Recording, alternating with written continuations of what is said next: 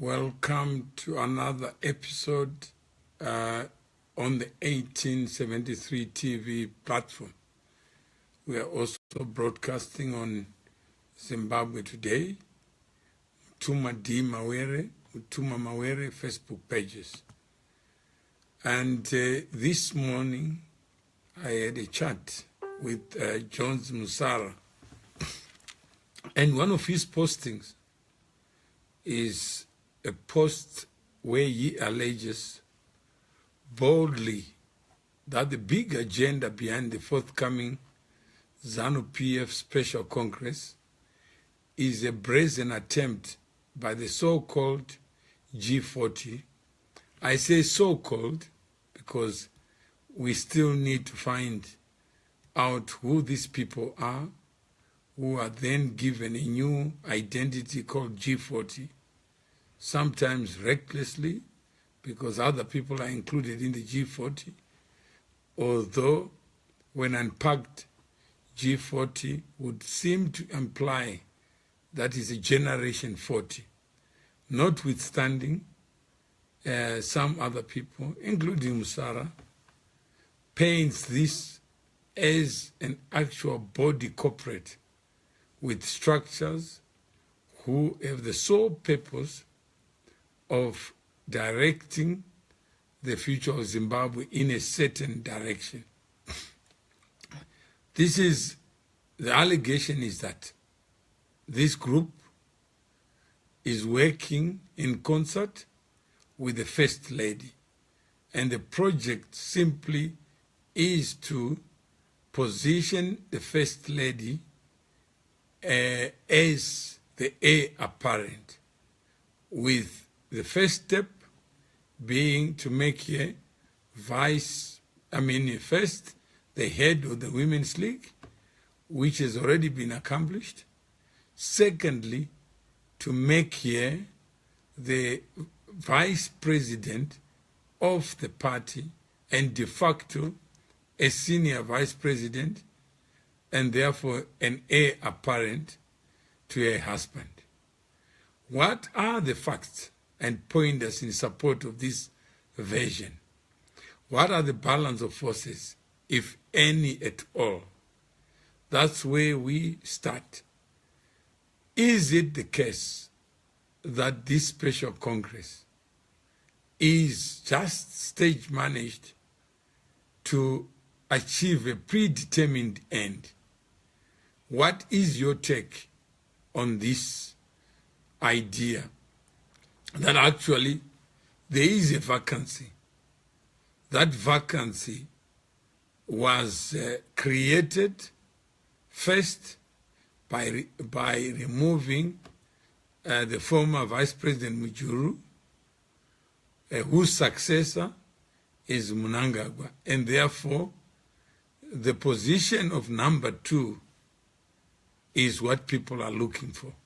When they talk of succession, they are in actual fact talking of that number 2 position.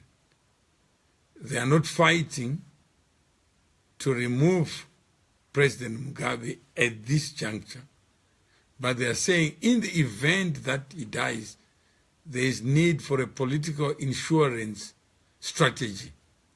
And therefore, it's more urgent now to fill that position with a person they can trust.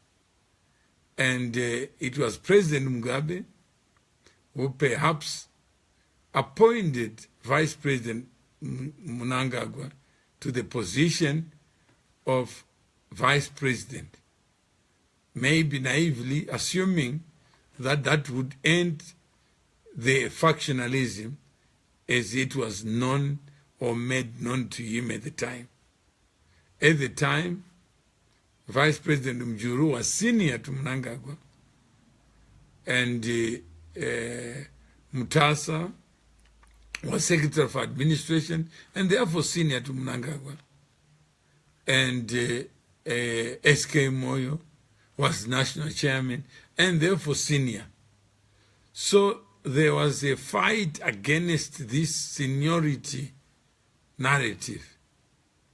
And today, is it the case that by appointing Mnangagwa to the position of vice president, President Mugabe showed his hand, if any at all. That is the question. The question that is being raised is a critical question, perhaps to many people who would ordinarily see events unfold without an opinion at all, without any guidance in terms of thought process. When we apply this thinking mind, we are all compelled to step back and reflect. This is the year 2017. How is it unfolded to date? What has happened that would lead somebody to have sleepless nights? What should happen to make people start believing in the Zimbabwe project again? So this question is borrowed from John Musara, who, unlike many, is daily punting his own vision of the future that he wants to see. He makes no apology about what he wants to see. He's got a candidate, unlike many. And is there, maybe with or without Mnangagwa's consent, he is making the point that Mnangagwa is the most qualified person to be the vice president, and therefore he should be the person up there. Welcome, Simba, Mjuru. Welcome, T.C. We are here. What's the topic today? If you can read, maybe you can read. This is to do with the Special Congress and the alleged underhand tactics to achieve a certain desired outcome. It is known as fact today that one of the resolutions that will be presented before this Congress is the creation of a post reserved for women. And by logic or deductive logic, it's then said the most senior woman in ZANU PF is the First Lady.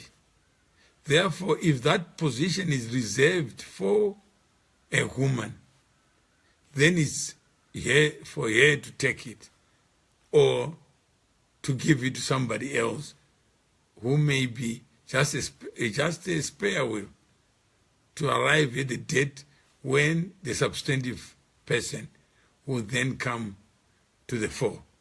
And already, if it's reserved for women, that's where it is. So Tia, that's where we are. And welcome Sidney Taruinga. Welcome Joel Duri. Welcome Mambi Madaweni. Welcome Munashe Trust. Welcome Agreement Aji. Welcome MC Wildfire. You put a name, Maxwell Shumba. I'm not sure whether you are, is there a message in the Maxwell Shumba, or you just put just as one of the communication. So that's where we are. What is your take? What are the facts that support this hypothesis that this is all about enabling or bridging the First Lady to assume a position that is critical in the future trajectory of power in Zimbabwe? Welcome, Kudama Tenga. You say you are here. So we want your views, because sometimes we can tweet, we can Facebook, we can do all the Instagrams, but at the end of the day, when ideas fail to connect, or when ideas fail to battle each other, sometimes we may end up even imagining something that is not there. Do you believe that this special Congress is Mugabe's masterstroke, or he is also a victim of forces at play in ZANU PF. Not challenging him, but positioning those forces for the day when he is no more. Against this backdrop, I think age, health are put as the reasons why succession is a reality, or succession dispute is a reality, not a joke. What is your take? And if it's succession, what ought to be the basis on which this idea of succession is and ought to be contested? This is only in respect of ZANU PF, as we see it today. But other people are already concluding that what happens in ZANU PF has national ramifications, not least because the party that holds the state coffers often has the last say. Even if you have elections, they still have that sway in terms of the direction of change. Solomon Gwena, a welcome. So Grace Reds watching from Georgia, welcome. This is your conversation. I'm just a facilitator, and I just wanted to test your own ideas. Do you think that there's a big agenda, and this Congress is actually a manipulation of people? And to what extent is President Mugabe part of this manipulation? And if so, what would inform this clandestine move? Because it is President Mugabe who appoints, it is he who disappoints. Welcome, Marshal Dau. Yeah, be the Munashe. I'm not sure what I should be, or you are referring to me, but that's where we are. This is Saturday, the last Saturday of the month of October 2017, and your views are welcome. Those with voices who are connected to me on Facebook, on other social media, you can also add your views, because we all too often we actually import conspiracies on facts that may unfold randomly, sometimes accidentally, sometimes coincidentally, sometimes it's just an untrodden ground that we are all traversing. Yet others would say the ground that we have not traveled on, the minute that we have not consumed, the second we have not consumed, that other people actually are constructively creating a reality before it becomes a reality. Yet others would say that actually life is just a sequence of experiences. When you wake up, you don't know who you are going to meet. When you go out for lunch, you don't know who you are going to meet. But the reality of life is that you meet somebody, sometimes the person you have not met. And from there, you are no longer strangers. But in hindsight, it looks all like it's planned. To what extent are the things that we are witnessing today a consequence of random facts and a consequence of sometimes unplanned and other times dreams, even hallucinations, imagination that transform one reality to a new reality? What are the facts of life? Gift Peters, welcome. Pindai Due, welcome. You're all welcome. We often have even complicated theories, complicated ideas about power, about life. Some people even give motivation speeches about the purpose of life, that you must have a purpose, everything must have a reason, including death. That there must be a reason for it, but death is inevitable. It may not be predictable as to when it happens, but death and taxes are certain.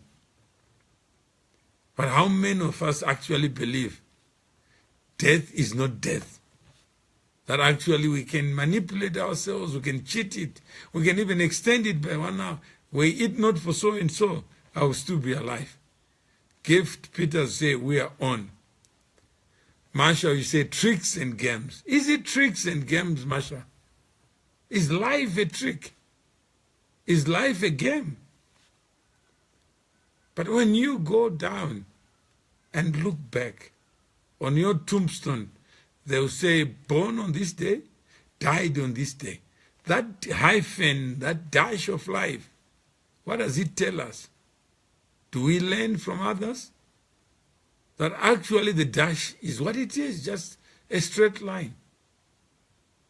It doesn't have any other information in it. What will happen in December will happen in December. Tongesai Kuwaoga, he says, I fell alone, not with somebody else. That's his surname, if it is. And the first name is Tongesai. Okay. Ziribo izozo, those atinoda Tongesai, make it clear what is okay. What exactly do you want? Sometimes we assume that other people know what we want, when the truth is somewhere else. Welcome, Samuel Mungaze. You're all welcome. What are the facts of life that would lead us to believe that other people have a better hand on it? That other people would plan for events that have not been revealed or manifested? What is our idea of a president? That once he becomes a president, he's got better wisdom, better insights, better knowledge, better resources to predict. What informs our perspective on life? Solomon Gwena says, big up Mkoma Mtuma, we need to us. Okay. So what is it? Jones Musara believes that the First Lady has got a deck of cards. And perhaps that the G40, to the extent we know what its address is, does exist as a living entity. And in it is a homogeneous or singular idea that things must go this way or that way. Welcome, Farai Zimbango. MC Wildfire says, people tend to believe that a president should know the affairs of all mankind. In the jurisdiction, I guess. People believe that if you're a president of a country in a certain geography, what happens in that geography ought to be known to you in the manner in which you want that person to know.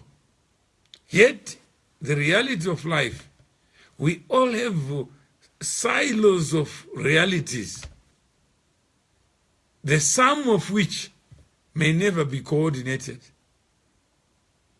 We end up living life with the people we like, and we end up living life thinking that what we know is the universe of what is to be known. Then right now there are people occupying their minds about what is to happen, when the reality of life does not permit us actually to know what should happen. Let's do it. You say we are watching. Welcome. So what is it that we understand from all these facts about life? So it's by chance that those who oppose are taken by the sword. You can answer that, Kuda Matenga. Life itself, is it chance? Is it luck? Is it grace?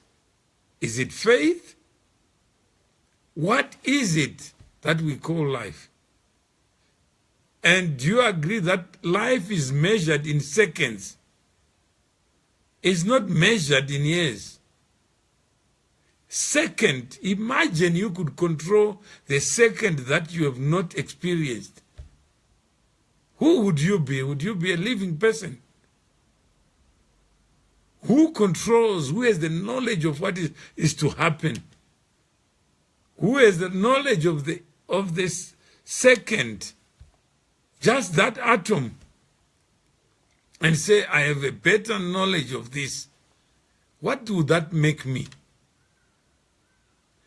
I spoke to Wimbai yesterday on the Continental Sunrise Breakfast Show on the 1873 FM. This is MC Wildfire, the host of the show.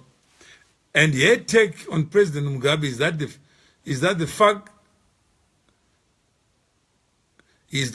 that he doesn't know that there is a pothole in Bulawayo, then he is not fit to be president. I think the point made by Wimbai, who is an aspirant member of parliament, when asked by MC Wildfire, why do you want to be a member of parliament? She says there is corruption. And how did she arrive at this idea? Says there's $15 billion dollars that was siphoned away. Then he asked, okay, do you trust President Mugabe? She says, I don't trust him. I've lost faith in him. And this position has been constant over the last 10 years of her life. Then she was asked again, okay, so if you don't trust him, and I put it to you that the 15 billion alleged theft came from him, then he says, so he must know that 15 billion is missing. But surely if you are going to go to a police station and ask to file a complaint that there's a theft of my car, then someone says, what does your car look like? Say, no, I don't know. I was told, it was mentioned by the president that the car existed. Now it no longer exists. Would it be a competent complaint?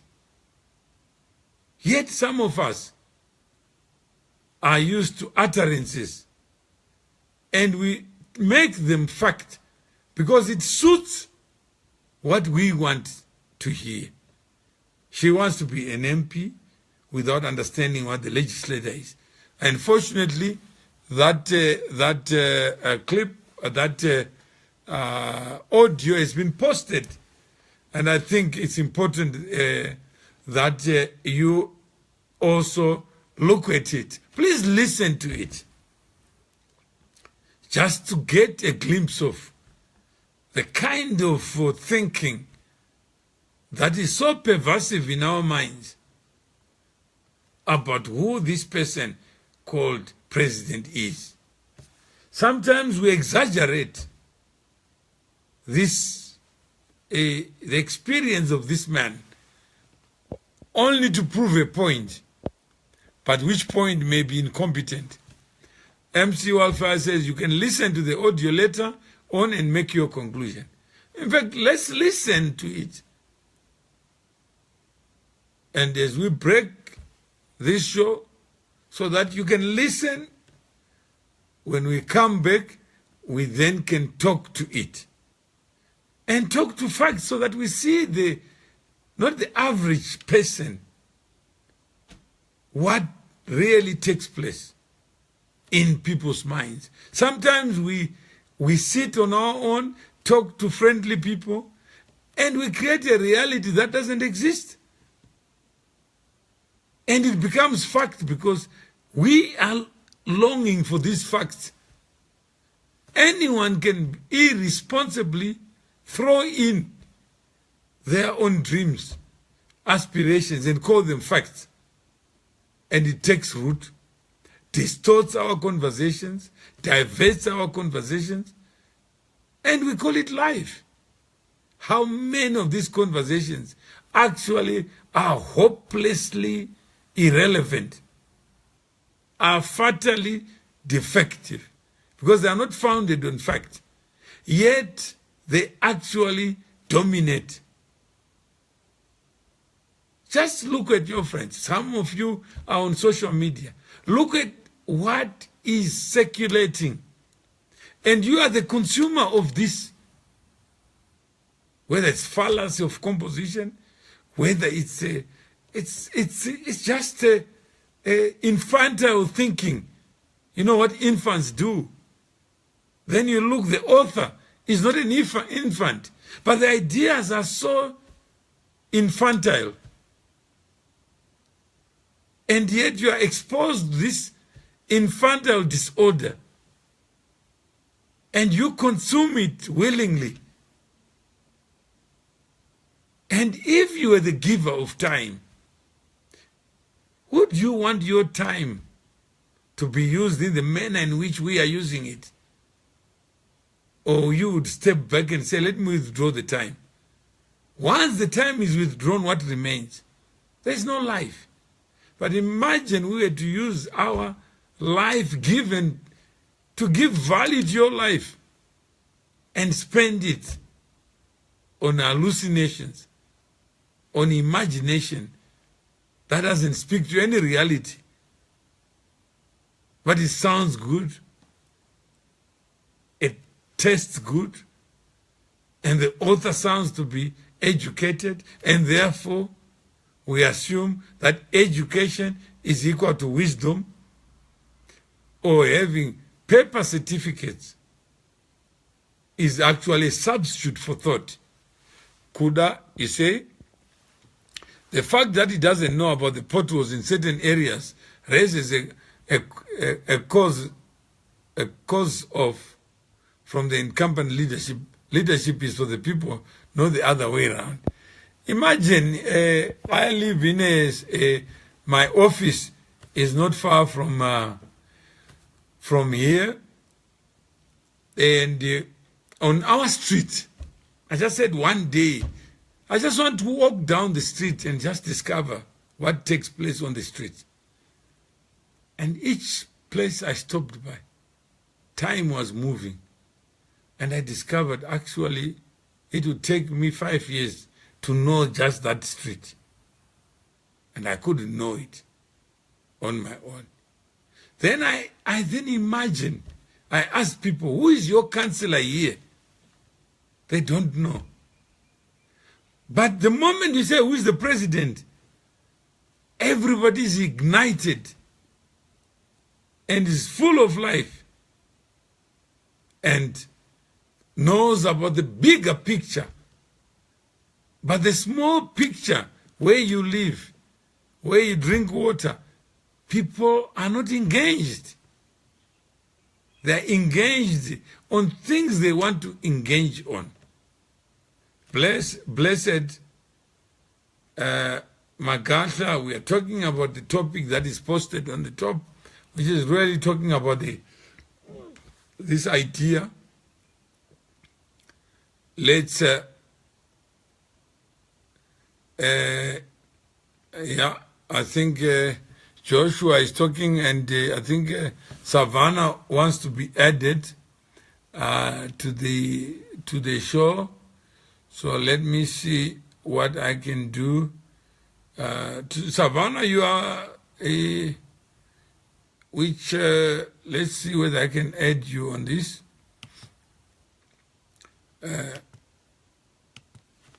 So that we have before I'm accused of dictatorship.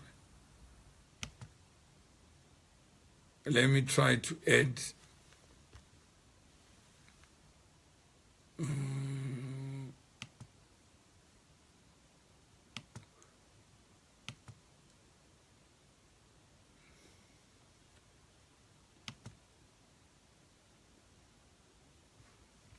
Okay. Savannah.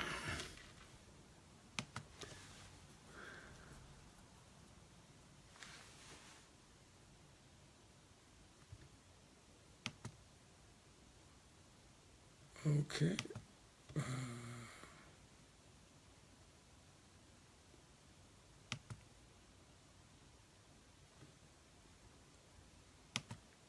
I've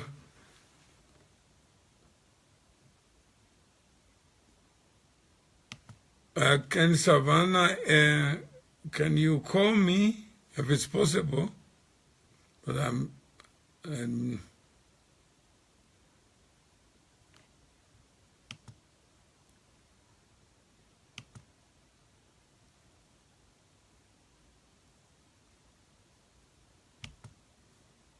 okay.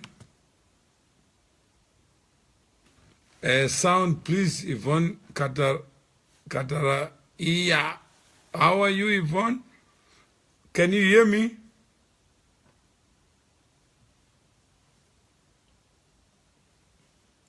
Yvonne in Tanzania, can you hear me? Savannah, please do try to call me.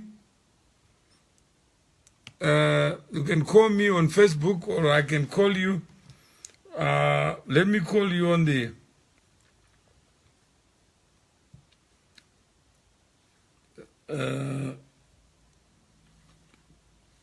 let me call you on the...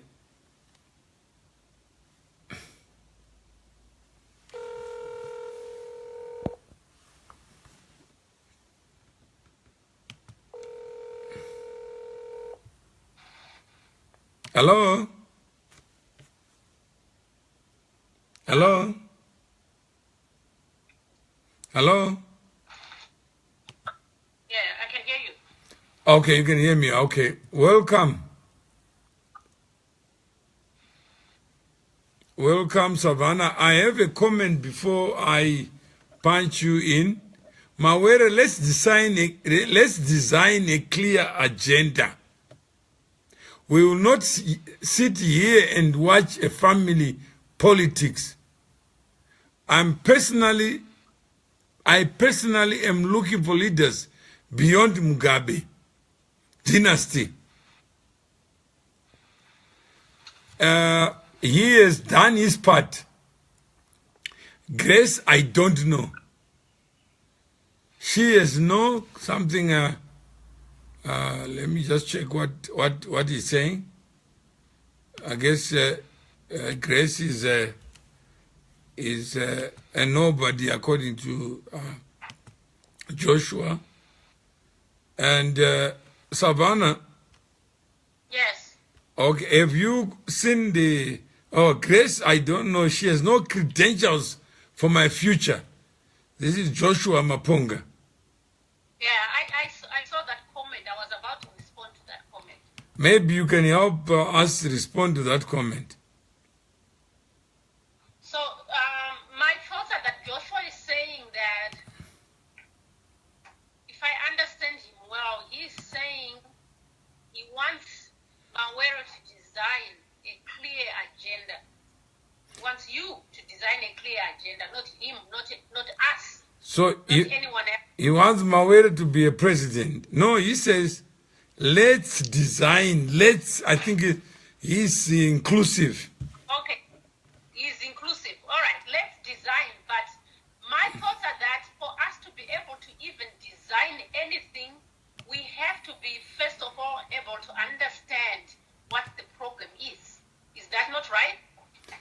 You got a point, but other people, you see, for us, we are connected.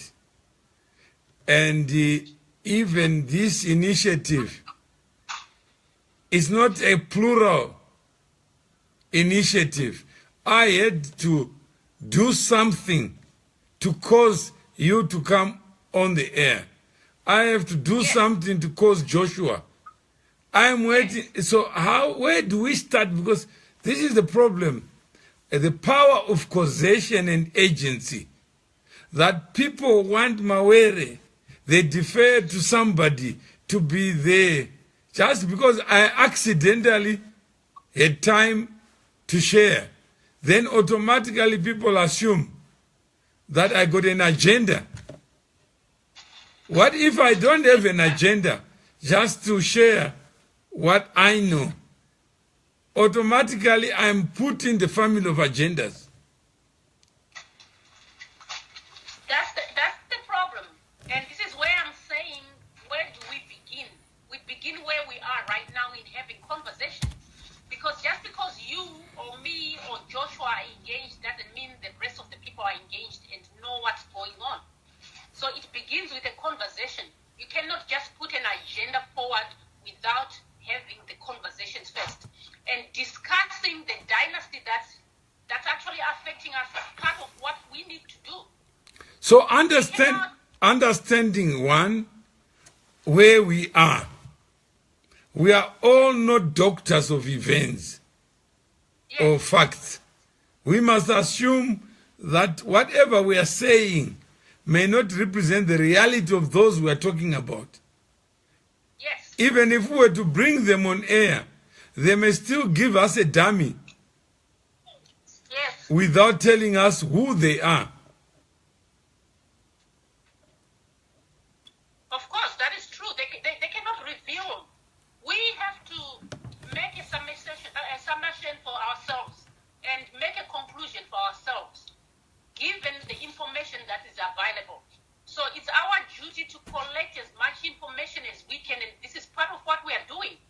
We have to actively collect information so we can make a conclusion and then a way forward. Because I like what you said yesterday, which is you see, you are you said I am available tomorrow, and I said what time? Anytime after 10 a.m. my time, that's fine. And you never said, let's have an agenda. All you are saying is, I'm available to talk. Yes. If that talk impacts on somebody positively or negatively, so be it. But I will speak for myself as Savannah. I'm not going to, if Mawere doesn't come on board to talk to me, I will still talk.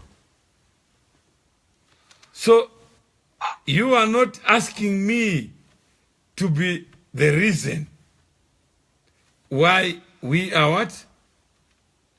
Why we are having this conversation. So, here's why I will not ask Mawere or anyone else. It's because this is the problem that we have had and we have created. That's what I feel, and I'm speaking for myself, how I feel. I feel that we became a people that asks others to stand up and do and speak for us. Yeah. When we agree or disagree or don't do anything about it, agree in passing to whatever that person who is speaking says.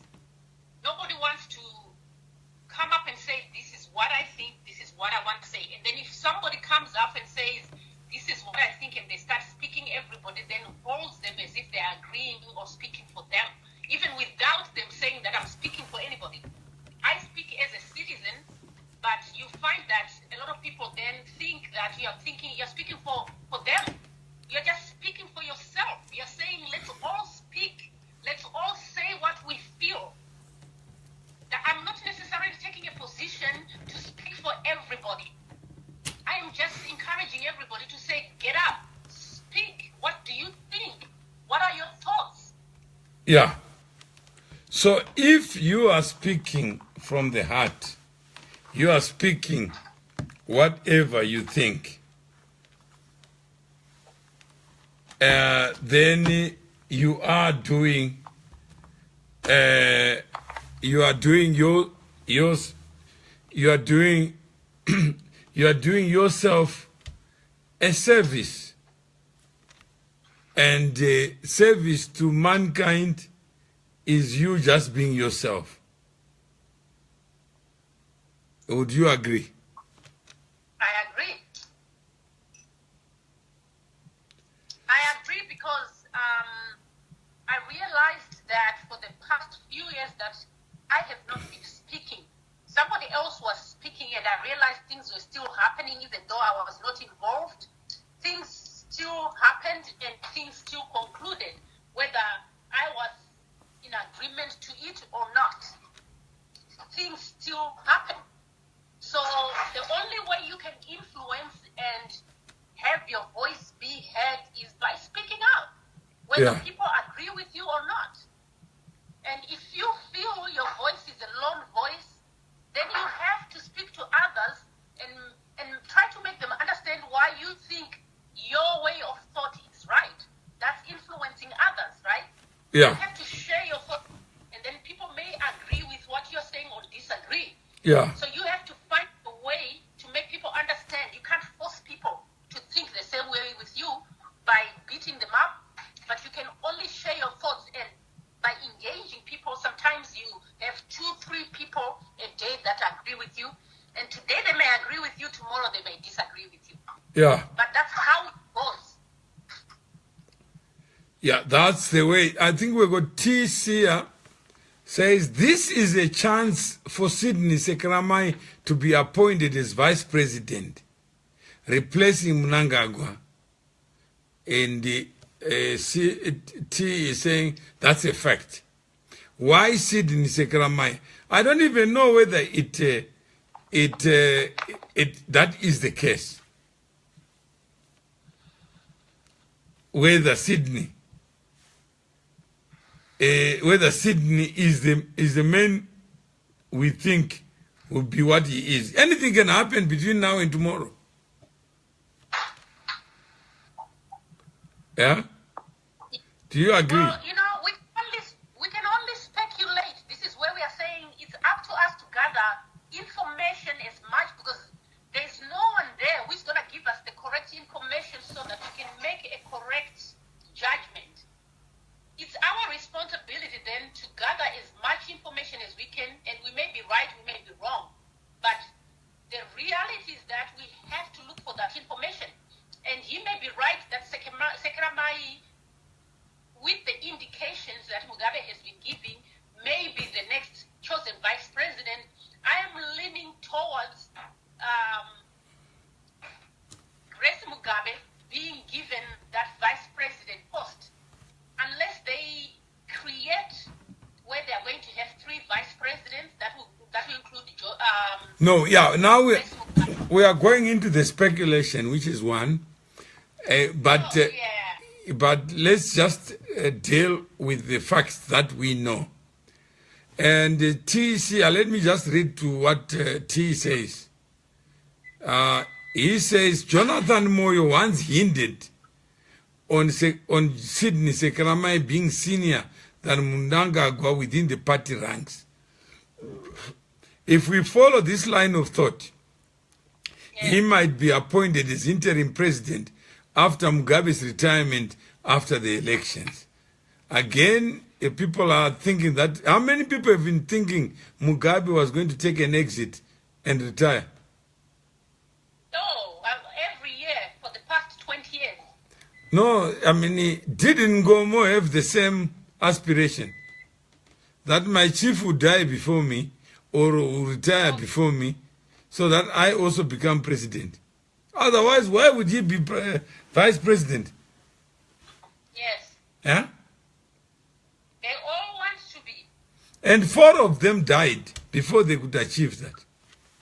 Now we are... I can bet Mnangagwa will die before Mugabe leaves. No, we are saying Mnangagwa, instead of saying President Mugabe has said, I will not abdicate from my people. And I will not leave power in preference of anybody, including my wife. Yes. He is on record saying that. Yes. And we're already saying, no, he's not telling us the truth. He's telling the truth. That truth has been self-evident for more than 37 years. That in as much as you may think that is old and he is of ill health, you are not his doctor. You are not his God. No, we are not. So we are just human beings of flesh. So T, please, if you have this, the knowledge that of what would happen after the election, tell us, because I don't know. All I can believe is what Mugabe says for himself. And he has said over and over again, I don't have a name of a successor. Even if I had it, it would be unlawful and unconstitutional. Which is true. And yet we still think that this is the case. Sidin Sekeramai would then put the first lady to become the vice president in the interim government. Put. What is putting? T, tell us, educate us on this idea of putting.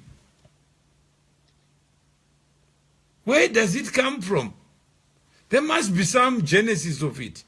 The first lady is ambitious.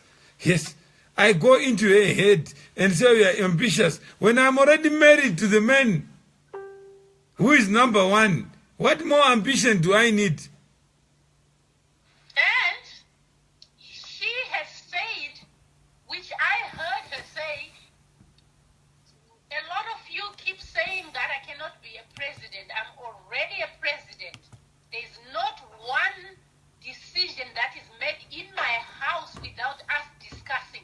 So how many times does she have to tell you that she's the president right now? When you fall in love and you have children with this woman and you are still together, then I go between a husband and a wife and I try to divide them. Then say the first lady is ambitious, but she's already in the bedroom. Yes. Then we know husband and wife discuss these things and she's right that there's nothing that Mugabe does without discussing with her. She said it herself. But imagine you are the neighbor who wants to divide people who are still living together. Do you know how dangerous it is? It is dangerous. Because we may think these people are not relating together. But meanwhile, when they're together, they are gossiping about us. About the same neighbor. And you think I can separate Grace from what? From Amazing Grace to Mugabe. No, right now, Mugabe at 93, it's correct to say that he does rely on Grace a lot for support. Yeah. So why would he want to be separated from the person who gives him more support than anyone else? No, I don't know whether they talk to each other. All I know is they're husband and wife. And if Grace is negotiating with her husband, she may bring Savannah for dinner so that Savannah can say the things the husband doesn't want her to say. So she's got more opportunities to negotiate with Mugabe, mold his mind, shift his paradigm on many things, which we all do in our negotiations. Yes. But And she, he has children to protect. even if she, yeah, I'm saying is, in life you negotiate. You negotiate with the people because your reality is not the same as the reality of the other. Even between two people who share the same bed. it doesn't okay that they actually have to agree. Very true. So what we see, what we are seeing in the public may be a negotiation where Mugabe is saying, no, over my dead body, I'm not going to appoint a successor. Then Grace says, oh, okay, I understand you. But we are going to appoint number 2. We are going to elect number 2. What is wrong with that? We all agree that you are the elephant in the room. Yes. But number 2, would you care? Meanwhile, they are negotiating with Mugabe to soften, because Mugabe has never looked at number 2 as a successor. I get your point. Yeah. But we assume that actually Mugabe has decided on who should be the successor. So he then says that the first lady is ambitious to become the first citizen. She's already a first citizen. If people had any doubt about that, the incident in South Africa showed you something. Yes. That she's a diplomat. And she enjoys diplomatic immunity. Yes. Not many other women would claim that privilege. But she does not command any respect even among the G4. That's why Sidney Sekrama becomes the default future president. If you respect, she has said herself, if you respect my husband and you don't respect me, then you must be a fool. Yes. Because me and my husband are together. Yes. And I know how to massage him. And you know how to shake his hand. That's not a big massage. So the first lady role in politics is to ensure that the family secures their property and remains safe. Ask Hillary Clinton, ask all these Argentina and others. There are many women who have taken the baton or taken a leaf from others. Absolutely. And in our life, and Yvonne, what qualifies the first lady to be a president? It does not matter what qualifies her. Yeah, what qualifies her is that right now she's in a position to shift the whole chessboard to make herself. But Savannah, do you need to be qualified? No, you don't need to be qualified. Mugabe was not qualified when he was made a president. In fact, qualifications to be a president, except that he was in that position. In fact, you have a brand. If people talk about you more often, like now we are talking about here, without here being here, we are already improving here brand. And politics is about perception. Yes. And if people perceive that she actually has got balls, other people have said, I don't know. Because they say if Mnangagwa had balls, he would have bolted out. But nobody can argue that Grace played a part in Mujuru becoming president. I mean, vice president. She also played a part in Mujuru coming out. So if you had any doubt about how powerful she is or how lethal she can become, you don't need any doctor, Yvonne. This woman has done amazing things, and people are calling her Amazing Grace because the vice president thought it was a joke. But the cancer finished here. And where... What fuels she works on Mnangagwa? No, she says, Mnangagwa, you never learned how lethal I can become. Yes. I've given you many warnings in public. Yes. Stop it. Stop it. Don't assume that I'm just a wife. Stop it. Stop it. You are just an employee of my husband. But I would go further and embarrass you in front of people. And let my husband divorce me and marry you. Because Yvonne says because she's a wife. A wife is the most important weapon to change things. Yes. If you want to be invited to Grace's home and you are a friend of Mugabe, you are soon dead because she can blacklist you. And there's no one who... You in your home, you're not going to go into her home. You are not going to eat food there. No. Then she says, African leaders, please. I'm sure Zimbabwe has so many heads to fill the presidential position. Maybe there are people who even feel that they are not worthy to be president. Huh? Yet, what did you say? there are people who just feel they're small because Mugabe has stayed for too long. That actually, the only person they want to be like is to be like Mugabe. Their version of what it means to be a president is the Mugabe's version. Because that's all we know. We have never been shown any different in Zimbabwe, have we? Yeah. Unless we are taking our vision from other countries. So this show, if you have just joined now, is an attempt to democratize democracy. To democratize this face of the president. That Yvonne, you can be a wife and a president at the same time. You can be a woman and still be a president. As long as you can bamboozle us with your ideas. Right now, Grace has already shown that she means business. And only yesterday, Mnangagwa was vice president and minister of justice.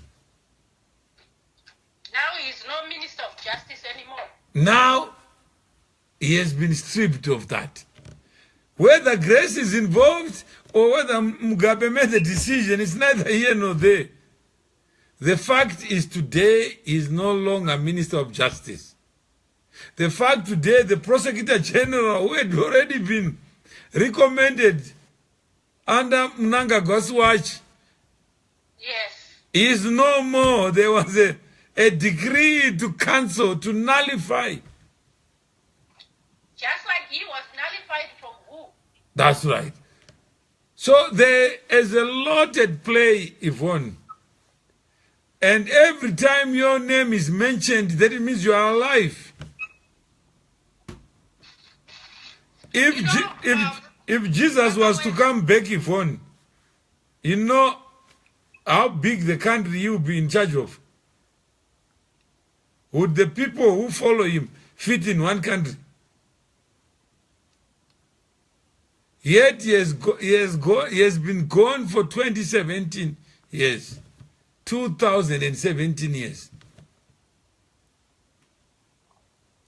So, your name is more important. Today, people are talking about this first lady. Yvonne, do you know the first lady of Malawi, if he's there? Yes. Do you know her? Do you know the first lady of Tanzania?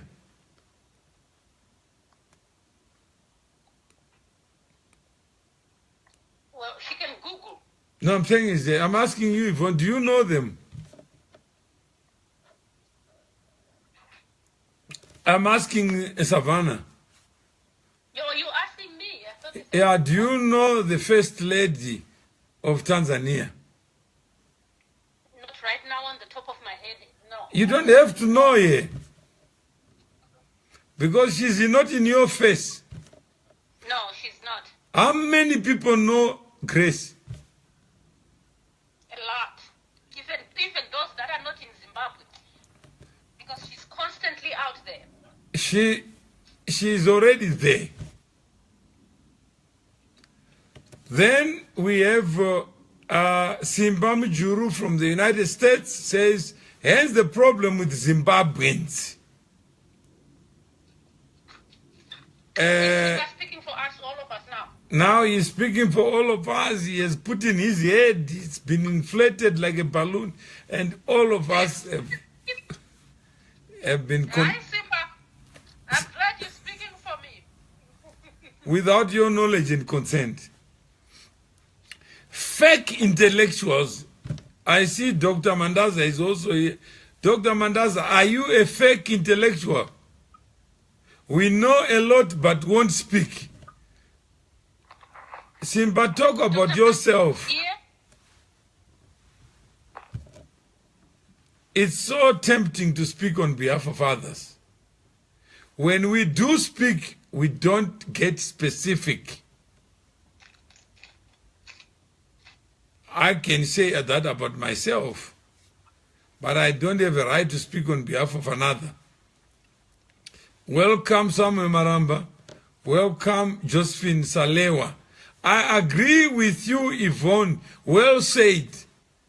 But we just decimated Yvonne's version that the First Lady is not disqualified from assuming any position. If the wife of the late General Mujuru could be vice president, then why should the wife of Mugabe be disqualified because you don't like Mugabe? Welcome, Vincent Chatima. So,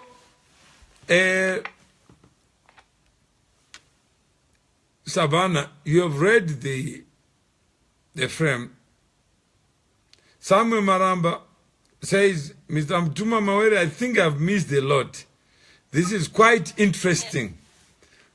I guess you never miss in this day and age because you just take the link once we finish broadcasting here, and you'll be able to be part of the conversation. Then Shingi Makomichi, Game of Thrones. It's not a game, Shingi. Life is not a game. If you see a poor man, I think Shingi is referencing to the series Game of Thrones. yeah, I'm saying it's not a Game of Thrones. This is a reality unfolding. Life is a reality show. It never lies. But things unfold every second. And you may find a person you see poor today. The next minute, that person is a billionaire. You say, but I saw you yesterday as poor. He tells you, that was yesterday, mate. Today I am somebody. So you have to be very, very careful with life, because it can fool you. It can fool you into believing that your reality is the universe, when actually it doesn't represent the universe.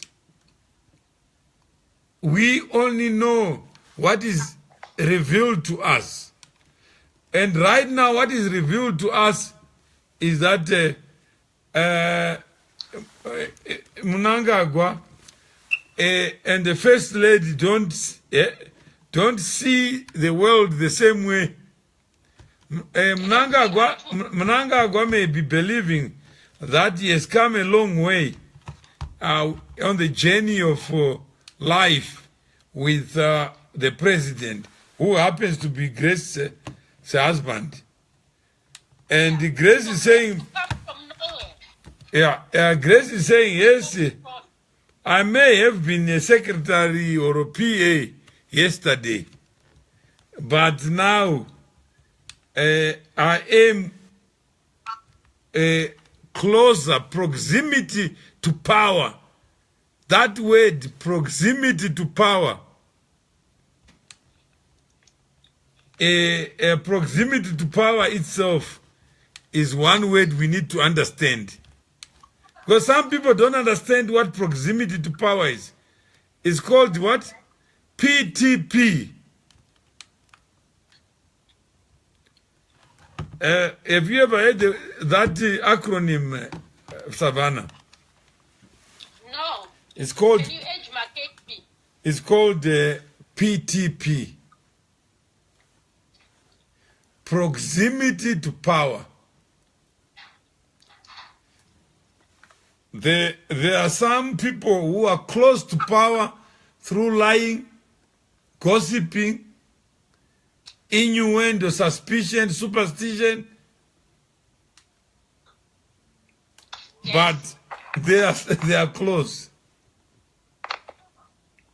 So proximity to power.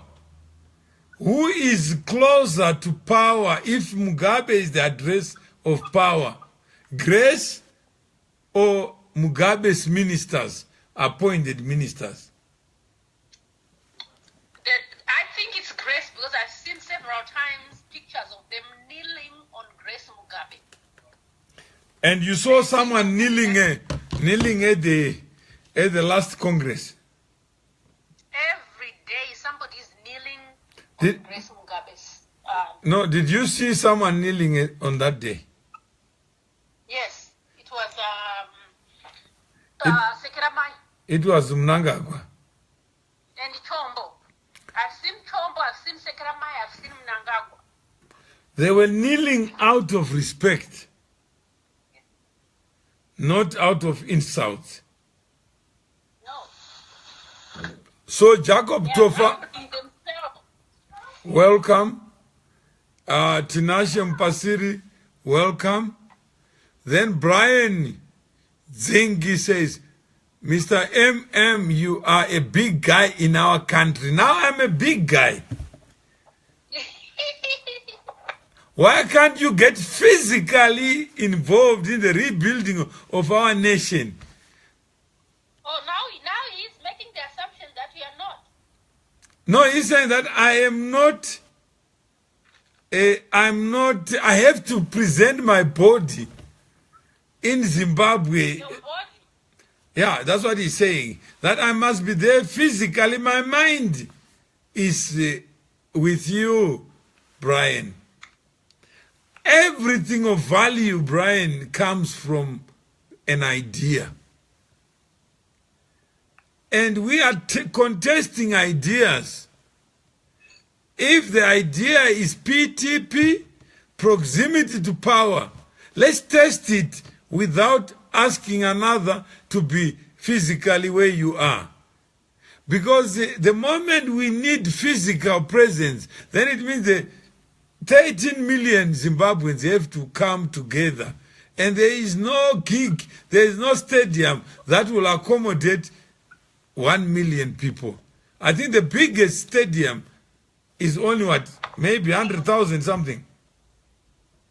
Yeah. The national stadium in Zimbabwe is 60 to 80,000. So where would we meet for us to understand each other? What is the power of the media as a bridge to raising awareness, connecting ideas, contesting ideas, battling ideas? Yeah. Let me speak to him and remind him how powerful it is to use the social media as a way of sharing ideas or protesting or showing your displeasure. Just happened a few weeks or few days ago with President Robert Mugabe's nomination to the United Nations. People protested. We went online. We spoke our displeasure, and today he is not. So we do not need to be in the same room to be able to speak out. I think, Brian, you would concede, if you are listening, that a country is just too big. That people, physically, they all cannot be here. Like we just heard Samuel Marambo says, I missed a lot. That should be the case. We all can't reach everybody. But the only good thing about it is that if there's a memory of what we are doing, it means for eternity, people will come back to this conversation and confirm that we are alive because we are talking. And whatever you've said, Brian, will not perish. And Yvonne says she agrees social media is a way to go. Media powerhouse is suppressed. They are afraid. But Yvonne, you are talking now, and you are not afraid. I know in Tanzania there's a few things that you need to converse with your own president. But that's not for today. But social media, the power of the voice is so powerful that when we choose to use our voices, it means, Yvonne, we are not separated. You are in Tanzania, I'm in South Africa, somebody's in London, Simbam Jury is in America, and Savannah is in America. But we are together for this moment in history. It's just that we don't know how to celebrate this power we have. And we don't know how to use it for good. So Yvonne, it's very critical that whereas yesterday people used to think of media houses with the editor and so-called owners being able to manipulate opinion, but social media has been able to break those boundaries and has been able to connect us, to bridge us.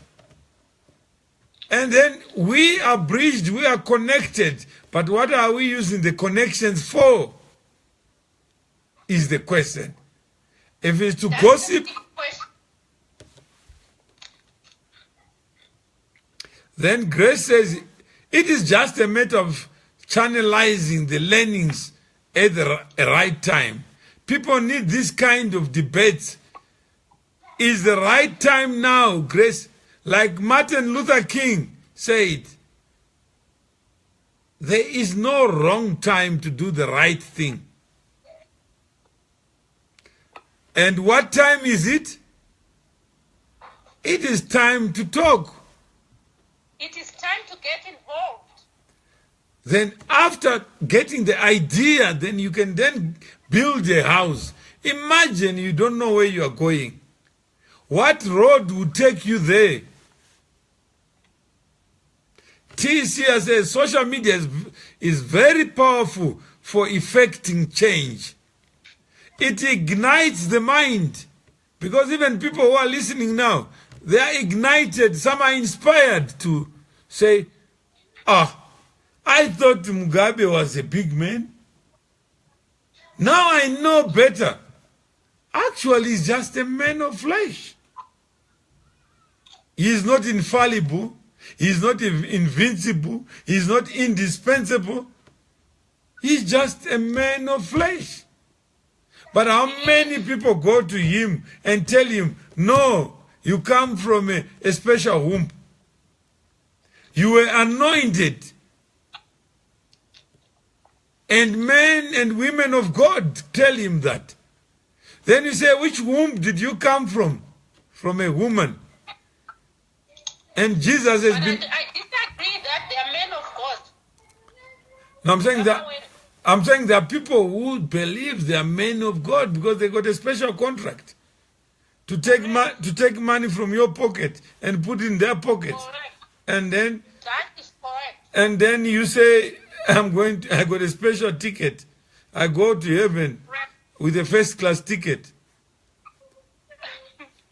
Correct.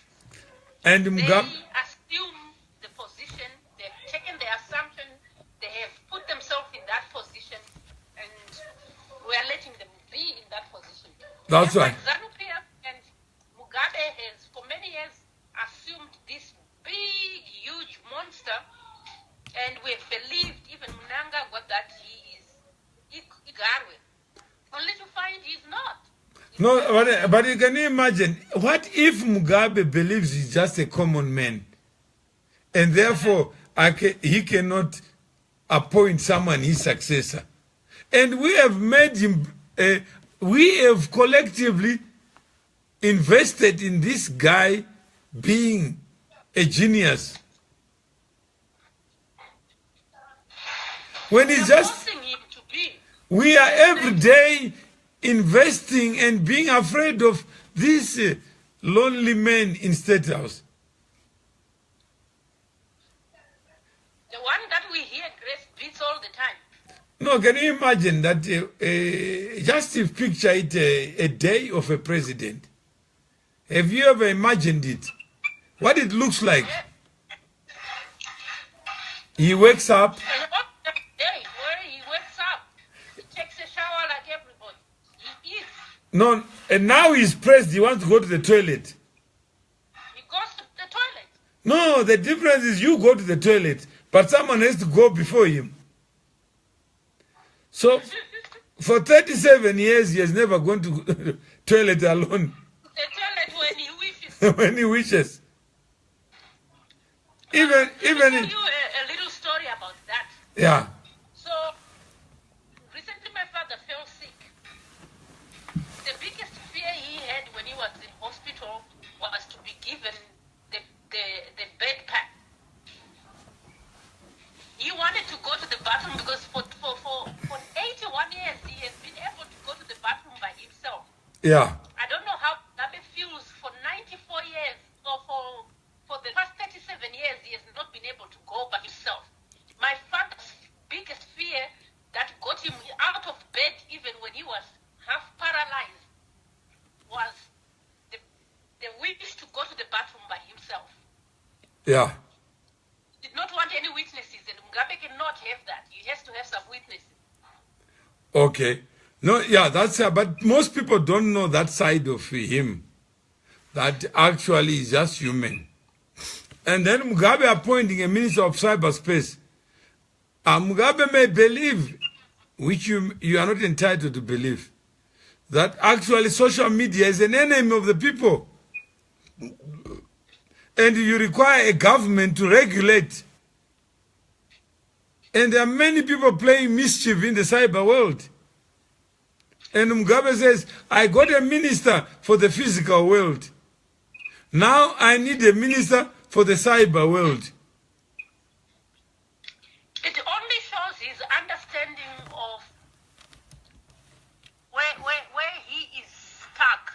He's from a certain generation that is not involved and moved with the third, almost fourth industrial revolution that's happening.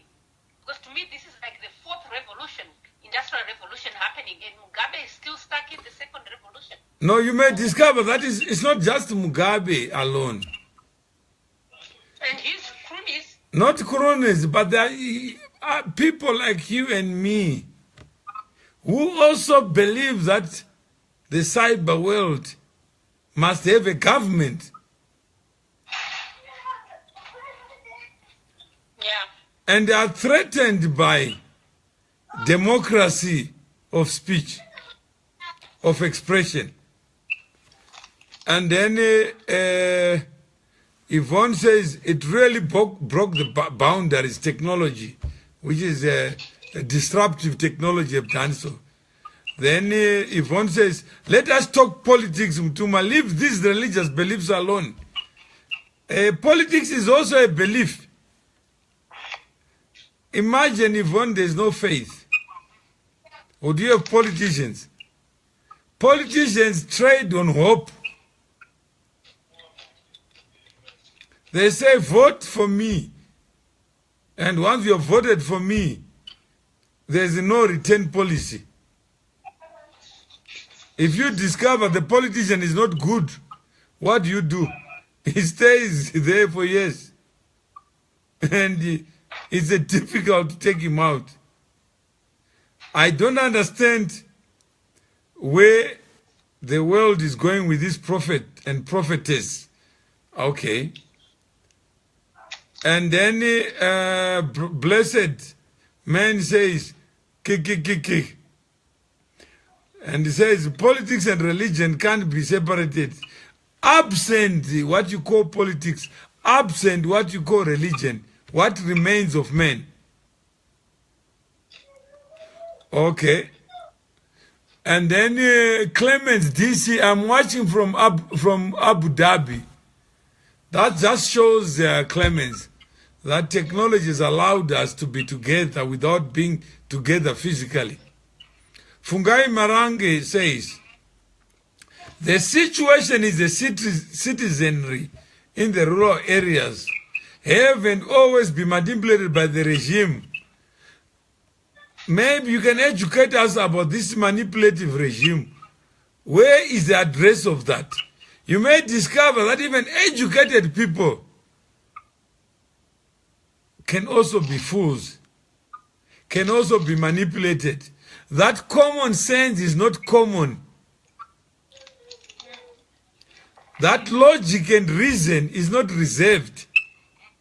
That there are many people in the rural areas who lack the knowledge that we are sharing here, because we have not found a way of democratizing knowledge. So our job is to democratize knowledge. There are many people who are participating in this conversation who have had to shift their paradigms, their perspectives, their ideas just because we are talking. It is up to them to share. Whether it's a podcast, just share without limiting it. Because all too often we want to talk to people who give us the comfort that we know something.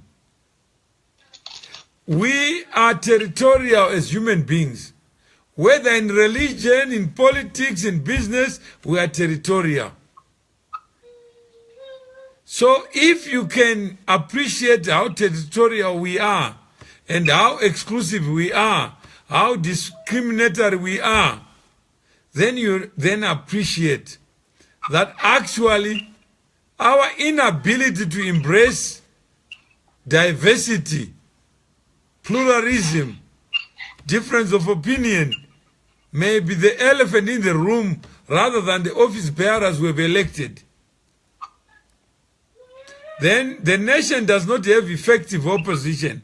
The nation does not exist in my vocabulary, but Fungai, you exist. You are the biggest opposition to yourself.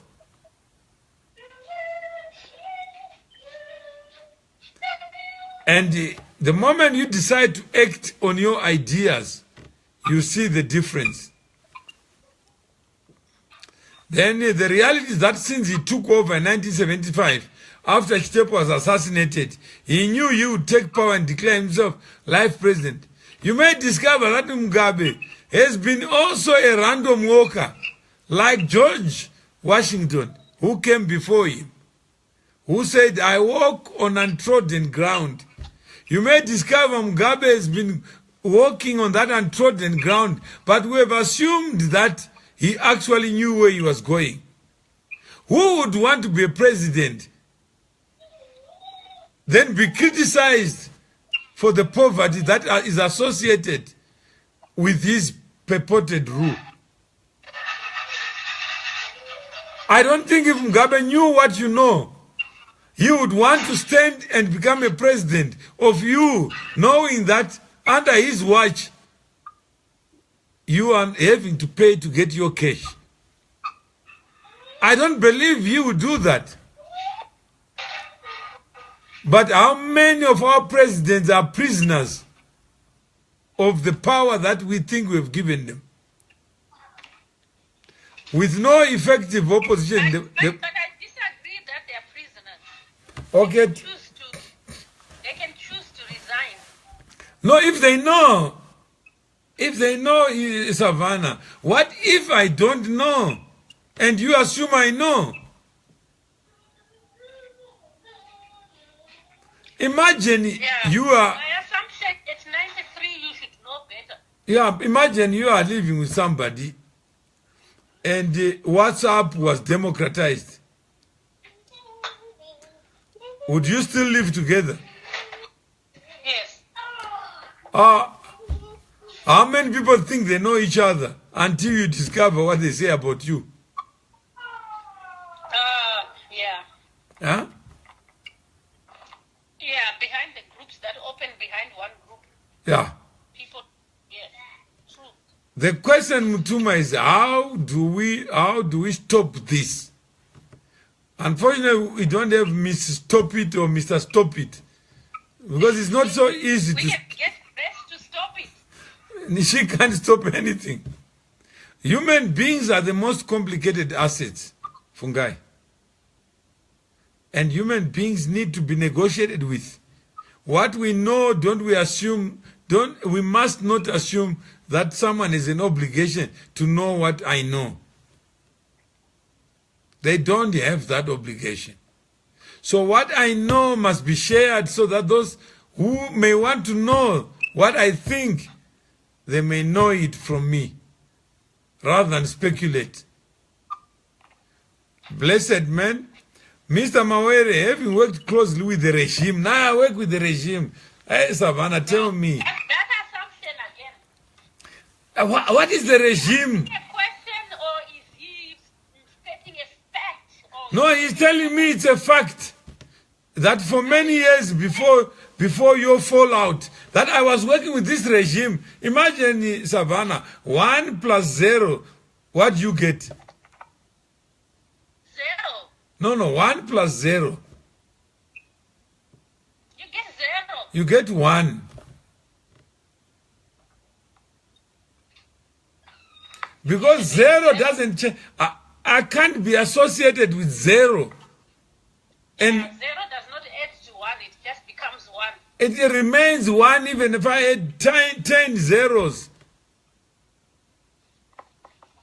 It won't become what you think. This idea that the regime can be associated to men and having associated value can be created. That idea alone of caricaturing others, labeling others, that you are associated with this 0. The same regime is credited for failure. Then he says you fell out with 0. Yeah? Tell me the regime, the individual you are saying, I have worked closely with. And tell me... Mama Were, if I was him right now, I would ask relevant questions rather than make assumptions and continue to print assumptions.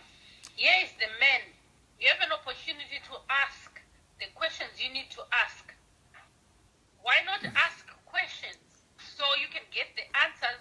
Or you are just pasting the same information that you got from Norway and created and made it. But logic would demand that you understand what a regime is and what is falling out with the regime is before you make utterances.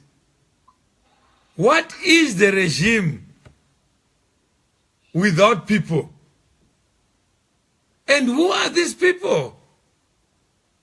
Because if I fell out with the regime, the people I'm associated with ought to have fallen out as well. Is that correct? Yeah? That's good, correct.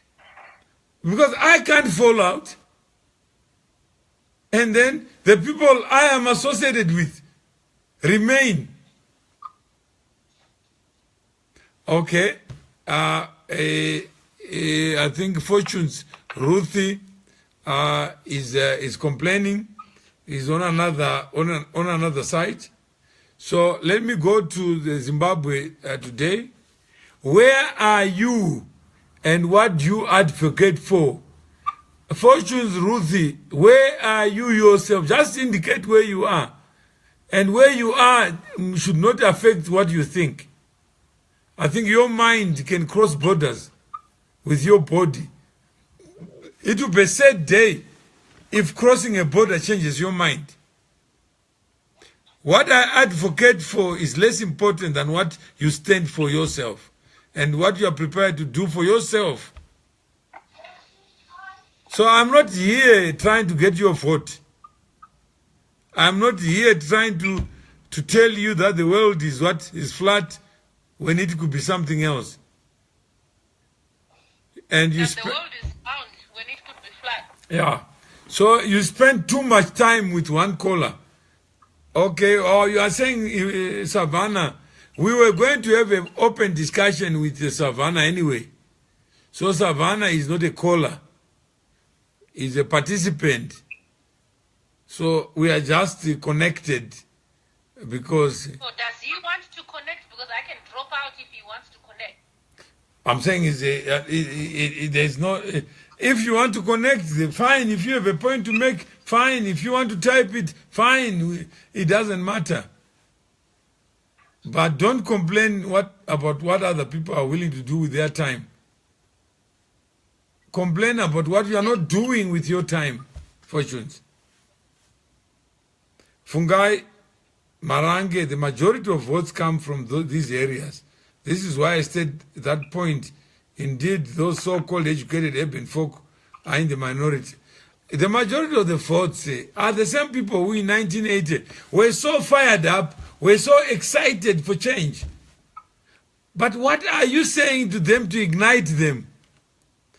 If the last 37 years has not produced nightmares, pain, squandered opportunities, it is our job to be able to crystally make clear what we are saying.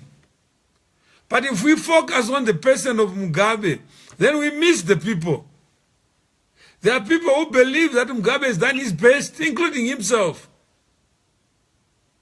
He will tell you his own narrative. His story need not be your story. It's your job to be able to politely and with respect tell him what time it is. He may be persuaded to see the world the way you see it. Okay, I'm not complaining. Just try and democratize your platform by injecting diverse ideas. In fact, these ideas are coming from other people. So fortunately, there is no attempt to limit in this day and age. I don't have a minister of cyberspace to switch off when you want to say something. Say out what you are saying. What ideas do you have? Put them out so that we all may benefit from you. Then Grace Rurezo in the United States says, President Anga resign, putting life threats to his people. Divo pasinga zivivanu. President, you may find the president. I'm driving a car, and a hitchhiker also wants to drive a car. The same car that I'm driving. Would you give up the keys for the hitchhiker so that you walk to where you want to go? What if Mugabe genuinely believes that he has liberated the people, has given the land, even though he knows that he never produced the land?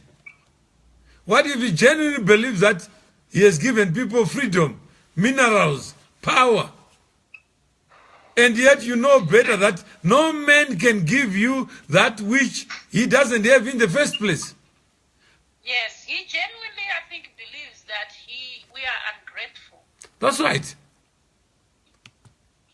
He may actually believe that you guys are insulting him. When absent him, you will not be free. Absent him, you will not have land. Absent him, you will not be who you are. Absent him, you'll be uneducated fool. He forgets he didn't do it by himself. No, let's go to what he did, what he can do. Can someone force you to educate yourself? I've learned from my own children, they have to be smart themselves, and if there's an exam, they have to figure out what to do. If they don't remember anything, I'm not there. You have to write your own exam. You can only give people the tools and the environment, and people can only take what they want to take from That's what God gave. That's what the Creator gave us. He gave us everything to live life and never invoiced us. But imagine the Creator was human. Who've been in trouble being reminded, oh, that phone you are using, you know where it came from. Without me, you won't have a phone. I believe that even if we were paying our gratitude to the people who gave us, who gave their lives or who gave part of their freedom to do what they did, so we can be independent. We've given enough gratitude for the past 37 years. No, because they don't understand the power of creation. That the Creator could not invoice us. So who am I to start claiming credit for that which I never gave in the first place? And I never asked anyone to go out there anyway. So whenever you do something and people have not asked you to do it, you cannot claim and come back. Even if I ask for help, no, even if I ask Savannah for help, and you give me a lift and I arrive there, I stumble on gold. It's not your gold.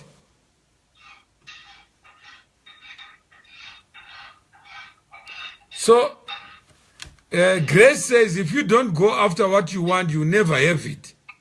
That's wise words, Grace. Oh, but Grace also shares Grace Mugabe as well.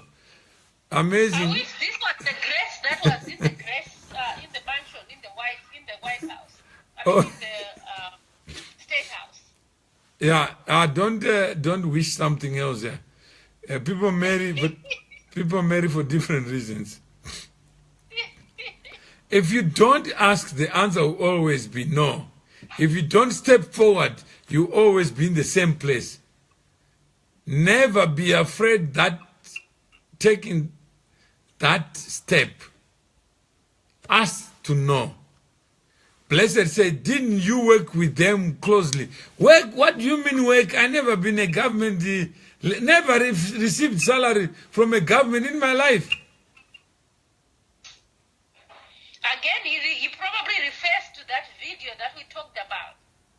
Yeah, but I'm just saying is my blessed. Working with, you may assume that we are together when our minds are apart. I wrote a book called When Minds Meet. Sometimes bodies can meet, but it takes more for minds to meet. Would it be so unheard of if these are the people that are in government and in power? If you are a businessman and if you were trying to do anything in Zimbabwe, these are the same people that you have to engage with. No, I'm saying is if the facts are there, I'm saying is a Standard Bank. I don't know who Mr. Standard is. I don't know who Mr. Anglo-American is. But Anglo-American has been operating in Zimbabwe. Surely do you expect shareholders to come to Zimbabwe to talk to government? Old Mutual. I've never seen an old man there. Some have retired at 65. Huh? So this idea of working closely, that if I'm married to you, then I must know you, I must speak on your behalf, that idea is tired. Yeah.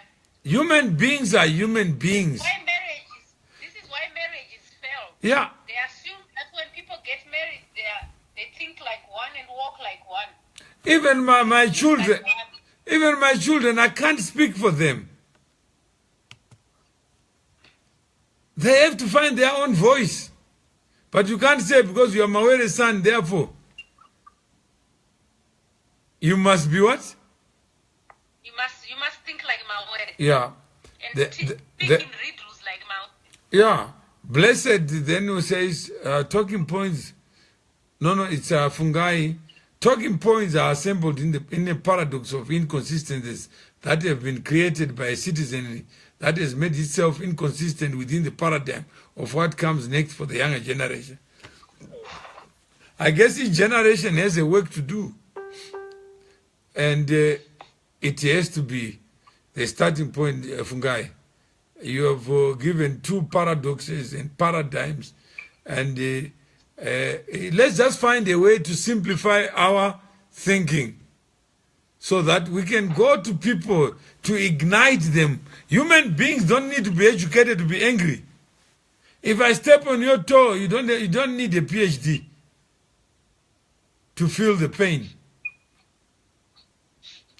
Blessed said, what we need, Mr. Omar, is an advice from you, since you know these people well.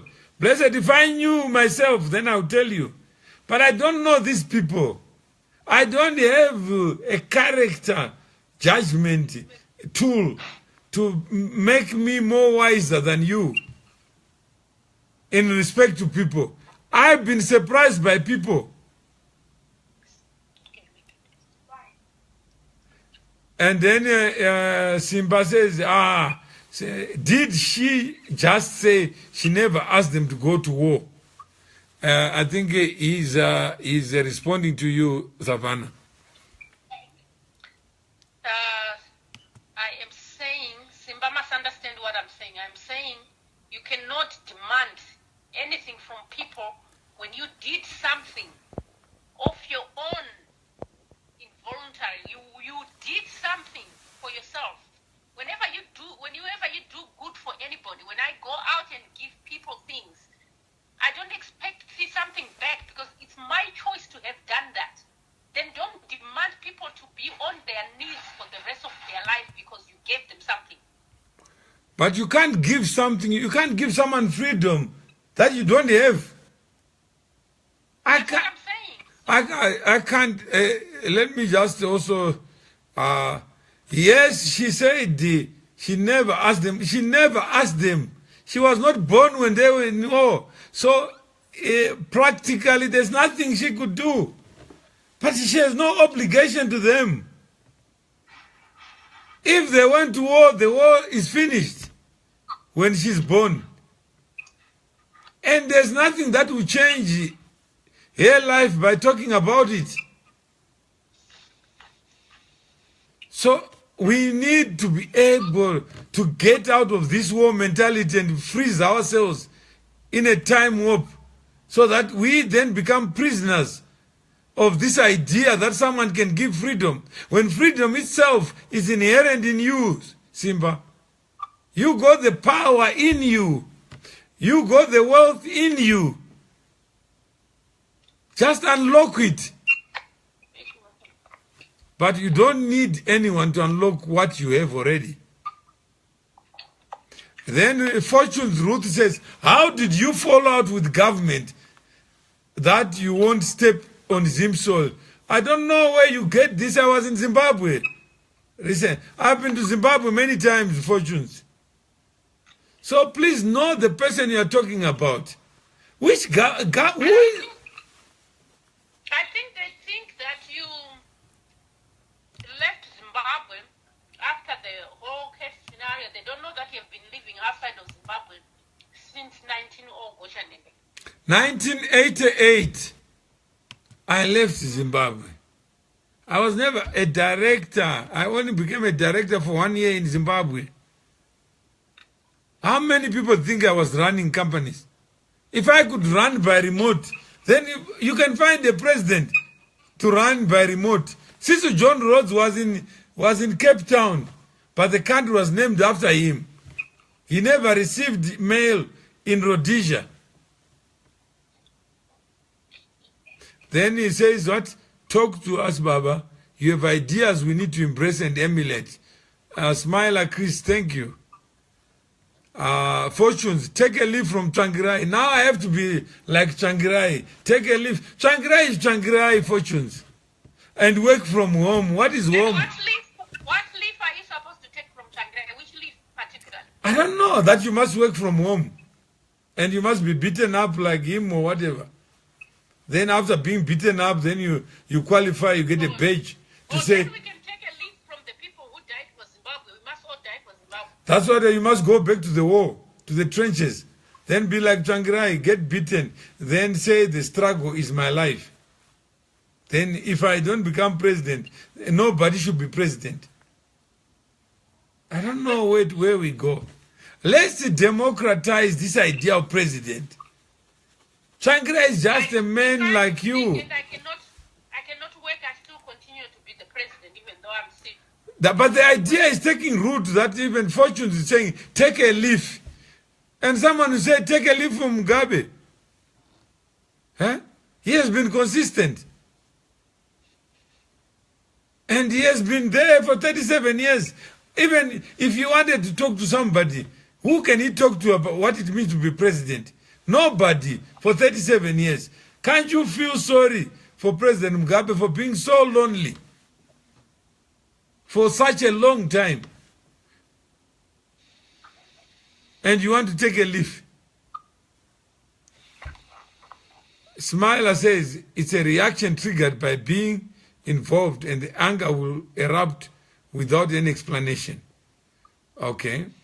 Then Blessed said he got dual citizenship, which everybody can't get.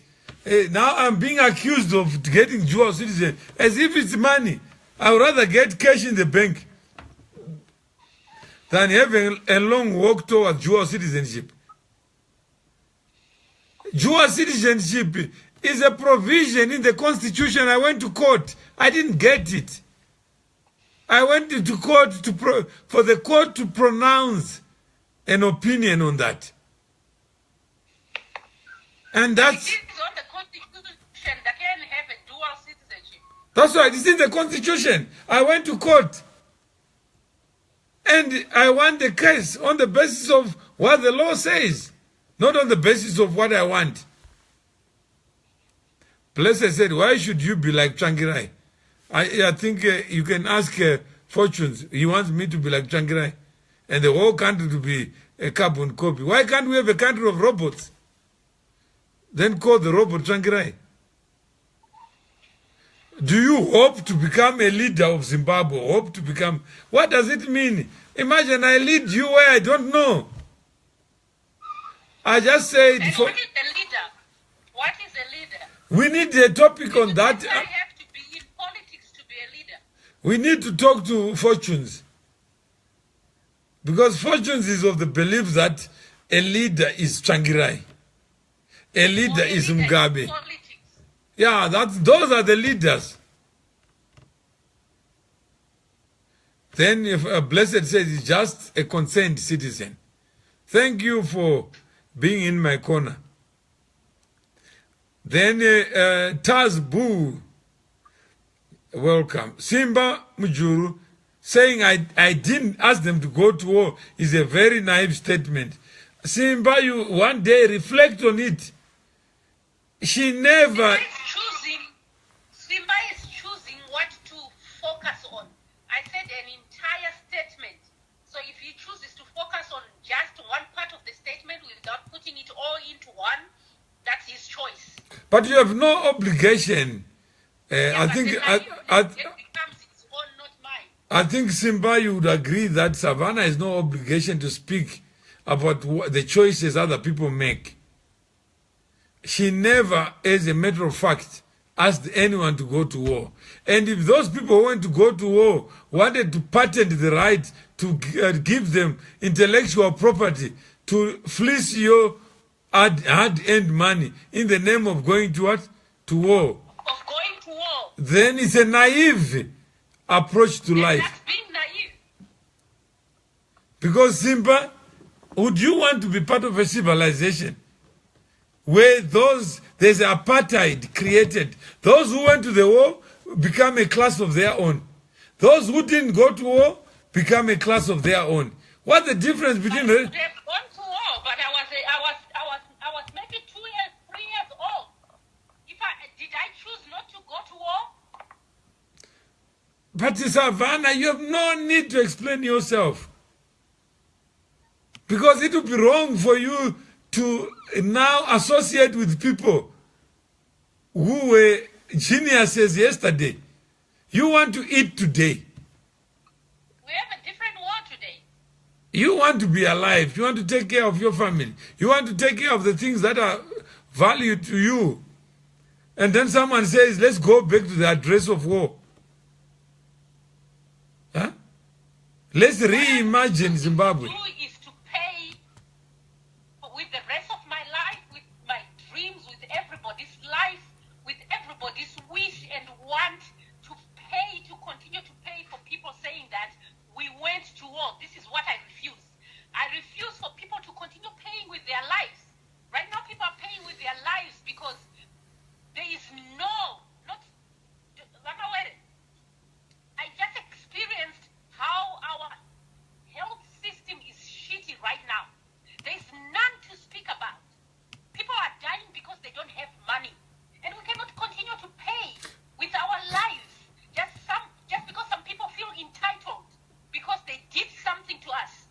No, what did they do to you? I mean, Agree. no, I'm saying, Savannah, what did they do to you? Did they come to write exams for you? No, I When you are hungry, do they feed you? When these things, I just made the assumption that we should continue to pay with our lives. People have paid with their hopes and dreams. Now Simba says they created the Today platform. Now there are little gods who created today's platform. Huh? Can someone create a platform for you to speak? If you don't want to say anything. No, I create one for myself. I decided to speak for myself. Yeah. Okay, then Fortune says, a leader is a person who works through and in close proximity. Eh? That's a big word, Fortune. I don't know what it means. Works, a leader is a person, we agree. If that leader is a person like you, who works through, then what do I, through an alleyway, a canal, then I get somewhere. Then in close proximity to who? With other people. How do I work with others? I got my own mind, Fortunes. Nobody can read my mind. Nobody can follow me where I don't know where I'm going. What is the way forward, Mr. Mawere? And you think having 75 opposition parties will help to achieve the change we want? Again, that question is pregnant, blessed. Because you are asking me to know that which I don't know.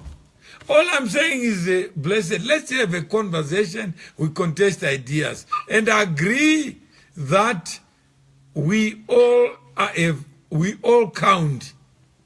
And if we all count, it's our government. Where we think the people in government are wrong, let's assemble the ideas so that we tell those without fear or prejudice. I will, at the later session, I will read what I met President Mugabe myself. And I was not afraid to tell him, to say, President, this is wrong. He says, why are you not coming home? I said, I've always been where I am. But what you are doing there does not need me to be a witness of nonsense. So I will tell you what we discussed. And then you can see what the conclusions were. So that we don't have theory after theory. Because there are many people who think President Mugabe comes from another planet. He's just human like you and me.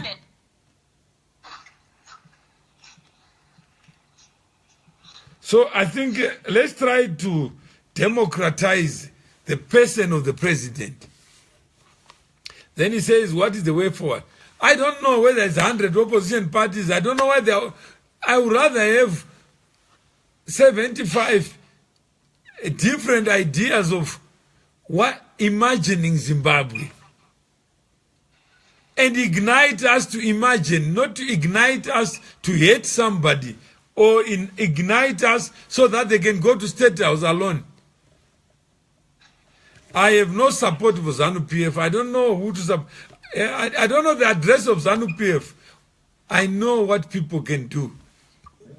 Mr. Mawere seems to have a vendetta against the perceived ills inflicted by his old allies in government. I got allies now. And Mr. Mawere seems to have a vendetta. And why would I have a vendetta? What for? Fortunes. You are human like me. Don't implant yourself in me. Don't export your own ideas on me. I don't have an ally. Ask questions if we have questions instead of making assumptions. No, they are not asking questions. They already know the truth. They are a little god. They have been sent with a camera with what? CCTV. Bruce Jackson says, what did the war deliver?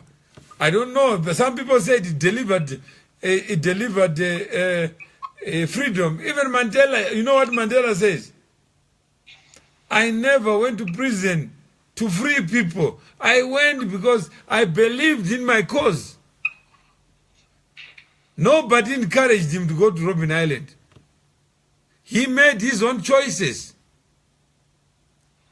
But we cannot rub history, even in Western world. Yes, history remains where it is. It's just a record of things that have happened. It has its own characters. That's why it's called his story, not your story. Don't implant yourself in Mbuyane then become the voice of the dead. Don't implant yourself into Chitepo. He's dead. And become the voice of Chitepo. Don't implant yourself into O Aratambo. Then imagine who O Aratambo was. Don't implant yourself into the mind of Samora Machel. He's dead. History, yes. Yeah? Yes, what we want to be able to do, Gamawere, as for me, what I would like to be able to do is to be able to appreciate what has been done by what others have done for our history to be where it is.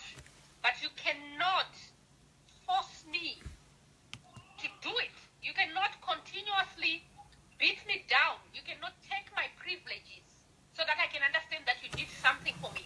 You cannot take the dreams from the people. You cannot take my entire vision with it. Because when you do that, I fail to appreciate what you've done. Yeah, I'm saying we are dealing with people who fought for our freedom are still respected. In America, the war vets decide how the country is run. I don't know. What I know is people... But I do respect the people who fought for our freedom. No, but... I disagree with what Mugabe is doing. That doesn't mean I'm disagreeing but Trump is... But Trump is president... I'm disagreeing with what ZANU PF, the current ZANU PF is doing. They do not represent the people who fought for the freedom. They don't. No, I'm saying is that Trump was never a war veteran. He's president of America of veterans as well. Trump has never fought a war. He never fought a war? Yeah, but he was elected by the... Never fought a war. So why is this preoccupation with the personification of a struggle? Yeah. And that's today... That on a separate note. What we are saying is that our entire life and our vision for the future cannot be held or taken back to 1975. You can't hold the people hostage. Well, we're being held hostage. So I don't think blessed you would want that. Yeah, and he says, yes, Trump is president, but he gets advice from these big guys who fought to free America. No, he gets advice even from his daughter, from his son-in-law, from his wife. His Russian wife. Yeah, he gets advice from anyone. There's no preserved advice. Then the fortune say, are you a politician?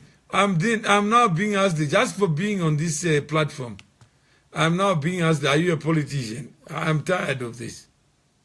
I'm not a politician. What is I'm not an activist. Fortune, what is a politician to you? Maybe let's go to that address and find this animal called politician. What does it look like? Does it have 2 legs, 2 ears, 2 eyes? Do I have to be a politician to be involved in the things that are happening in my country? But what is a politician, Savannah? What is it? I don't know, because I don't want to be one. No, I'm saying a human being remains human with or without a given name, with or without acting as a politician. These are just actors, Fortune. A politician is you. Then you want to create a new reality called a politician. Then Blessed said, Mr. Mawere, keep on doing what you are doing, say. We learn from you. That's all we can do. Thanks, blessed. Learning is enough. It's an end in itself. Don't think that this is about seizing power from anyone. Then Simba says, I want to call in because I'm angry with Savannah and Mawere. And Grace says... Okay, let me drop out. Let Simba call in. No, he wants to box you. Grace Rurez says, who is taking the dreams wrong? So I think, Simba, we have finished the first round. We need what? Who is holding your vision wrong and bad? Let's look at the root cause of progress. Museum, Grace, thanks for trying to shape and define the character of this conversation, because it's not easy, because all of us can shoot wherever. Simba, I know you got points to articulate. I also have to... I'm glad that we've inspired Simba to speak out. Yeah. Come on, speak, Simba. So I think we will come back. I think it's 7 o'clock our time. I will only come back at about 9:30 or 10 o'clock, 9:30, so that we can have a discussion that is structured. What kind of topic, Simba, do you want to call in on? Maybe you can type so that we frame the agenda, because people want agenda driven. What is in your mind, Simba? And if you think that we need to go back to 1975 or 1965, then tell us. And then you tell us after we are angry or we are happy with people who freed us, according to you. Then what? How do we secure the present and the future that we dream of? How do we talk to Savannah about his father being exposed to a country that was full of hope? And today we have a problem. That people go to hospital, they want just to get their money out of the bank. And they can't get it to secure their lives. This is not money that belongs to government. This is not the life of government officers. Yet some people in government go outside the country for medical care. And the people who started the chain of independence only to retire, and they look at each other, they look at themselves and say, what happened? What can you tell them? Mama, yeah. This where it even begins to hurt even more. My father participated from the liberation struggle itself. Yeah. He was left for dead 3 times. Yeah. He was an educator. He was a teacher. The entire of his life. He had opportunities to become everything else. He kept coming back and saying, you know what? What I can do for this nation is to educate the next generation. He even went to join politics. He went into ZANU PF. He left after being left 3 times dead. Not by the enemy, but by the people that he was working with in ZANU PF itself. Because they felt threatened. They used to eliminate each other in politics. They used to eliminate each other. If they wanted whatever position you had, you were eliminated. So my father was left 3 times dead. After that, he went, after the 1980, he decided, you know what, I'm going back to teaching. This is what I know. I want to teach people, and retired as a teacher. And after retiring as a teacher, after giving his entire 65 years, he has nothing. He cannot survive on his own. If it wasn't for us, his children, he would have been dead 3 days ago. So, that is not right. So if, Savannah, I'm talking to you about the journey of independence, let's have a conversation on it. And Simba, please help us. What is it that we can talk to and celebrate this liberation promise, this independence promise, when the reality of it is sour, is bitter? What is it? Are you saying Savannah must not talk about it? Are you saying that these liberators must have the monopoly of talking about it? Talk to all of us.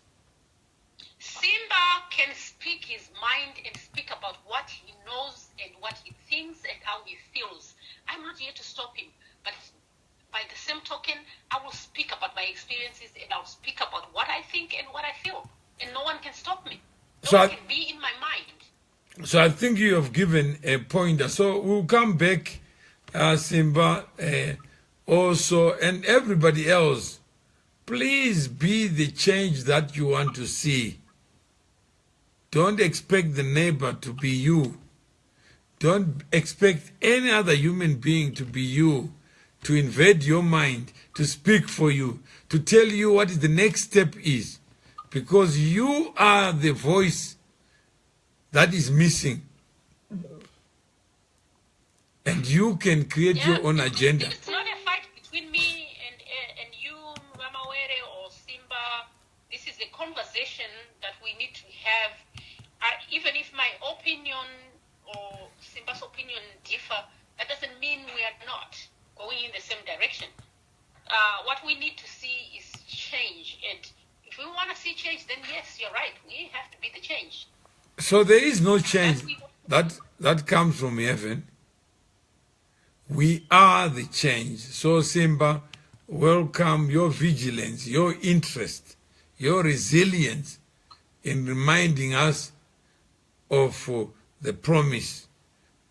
What is the promise? And you say, yes, Zimbabwe belongs to people in government. And they are the ones who should control minerals. They are the ones who should tell us what to do. So let's talk to them. Let's talk to each other honestly. And let's find the place for the living. Let's find the place for dead ideas. And we bury them so that they never surface again. If you fought a war in the name of liberation, then you must be the custodian of liberation. Don't be the custodian of foolishness and naivety. So I think Jeff says, my father was killed by ZANU PF. I don't know what ZANU PF is, what kind of mind it is. The moment I talk of ZANU PF killing somebody, I must go back and revisit what the promise of life is. Was it to allow these human constructs to have life, to kill life? I don't think so. So Jeff Kurai, talk to us about this creature called ZANU PF and its ability to kill. But what I know is human beings can be evil. But human constructs have no capacity to be evil, to think like me. Then Gerard Goliath says, what's the topic for today? You are coming at the tail end of it, but we'll come back just for you, Gerald. You can listen in the next 2 hours to what we've been discussing so that you don't impose the burden on anyone to tell you what history is all about. Let's make our history, our stories public so that we don't burden future generations to answer the question that Gerald is asking. What's the topic for today? When you got a mind to create a topic. Even when we're broken, you don't need me to be alive to engage in conversations. You don't need Savannah to be alive to give up your time so that you have a conversation. Keep the conversations going. And please, where you can learn from others, draw lessons. Where you find the lessons are useless, ignore without insulting the person who has offered their own opinion. Because you have yours. And negotiate with us. All we're trying to do is to negotiate so that you may see Zimbabwe the same way we are trying to see it. We are not perfect. We were not sent here to give lectures. We were sent here to live a life. And that's all we are trying to do. We have no big agenda than your own agenda. Be the voice of it, be the face of it, be the eyes of it, be the ears of it, the legs of it. Never expect anyone else to give your ideas the motion that they require. They will remain dead ideas if you don't act upon them. So on that score, all I can do is thank Savannah for being there, taking the time out of your schedule just to give up time. Time is the greatest gift of all. It is a cost, real cost, that other people give up what could be done with the same time, what income could be generated by the same time. So let's respect time. Let's respect those who give up their time so that they can just say something, even if it's nothing. That nothing may be something to somebody. Thank you, Savannah. You can close by your own words. So, to me, it's important that we are able to share our ideas and differ in our opinions with everybody else. As much as we want to have the same kind of feeling and say, hey, we agree, we can never agree on everything. What we can only agree on right now in Zimbabwe is that there is need for change. And from there on, we need to move in whatever direction. And we can also agree on the fact that we as citizens need to participate in whatever is happening in Zimbabwe right now, or in the change that we want to see. Those are two things that we can agree on. The rest, I cannot guarantee that we will ever agree or see eye to eye. But if we agree on those two things, then we can move forward and do whatever it is that we need to do. And change our future, change the destiny of our brothers and sisters. It's not okay that some of us can get by. Some of us have invested. I continue to speak, like we always say, speak about the things that you have knowledge about. So whenever I reference to my family, whenever I reference to the people that are around me, it's because I'm trying to reference from the things that I have knowledge about. I cannot speak about things that I don't know anything about. So I always reference to my family. Educated. We're 10 of us. And only 3 are outside the country. The rest are inside Zimbabwe. They are living the nightmare. And we live the nightmare with them day in, day out. So there's no way I can separate myself from Zimbabwe. So it's either, for me, to change the nightmare that I'm living right now, is either I participate in what is happening in Zimbabwe and change the things for everybody so that we can all, because it's not until we Zimbabweans decide to speak for everybody, not to say zvangu zvaita inini.